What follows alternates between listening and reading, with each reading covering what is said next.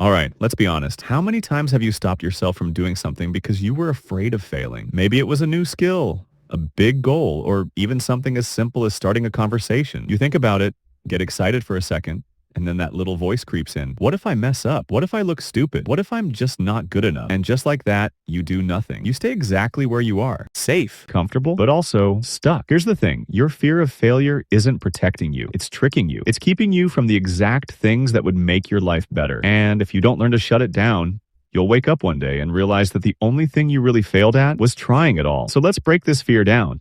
And more importantly, let's kill it. Fear of failure is one of the biggest reasons people never reach their potential. But here's the crazy part. Failure itself isn't even that bad. It's our idea of failure that stops us. We turn it into this huge, dramatic thing. Like failing means we're permanently screwed. Like one mistake means we should never try again. But if you actually look at the people who succeed, you'll notice something. They fail constantly, over and over again. But they don't see failure as proof that they suck. They see it as proof that they're learning. Think about a kid learning to walk. They fall hundreds of times, but do they ever think, wow, I guess I'm just not meant to walk? No, they get up and try again because failing is just part of figuring it out. At some point, we unlearn that mindset. We start believing that failure means we're not good enough instead of just part of the process. And that's where we get stuck. First, what are you actually afraid of? Because it's not failure itself. It's what failure represents to you. Maybe you're scared of looking stupid.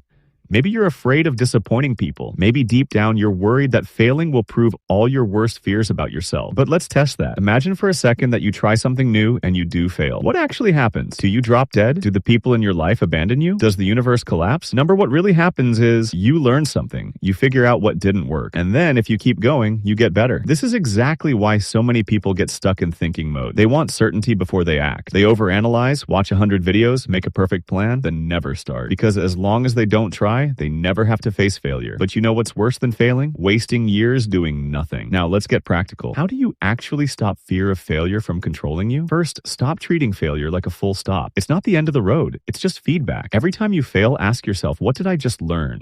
What can I do differently? Shift your mindset from I failed to I collected data. Second, get used to small failures.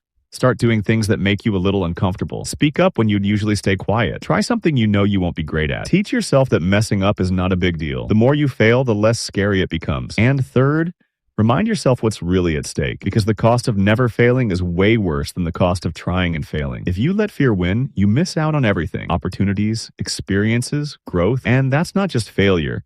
That's regret. So here's your challenge. Pick one thing you've been avoiding because you're scared to fail. Now go do the smallest possible version of it today, not tomorrow, not when you feel ready. Today, because the only real failure is never trying at all.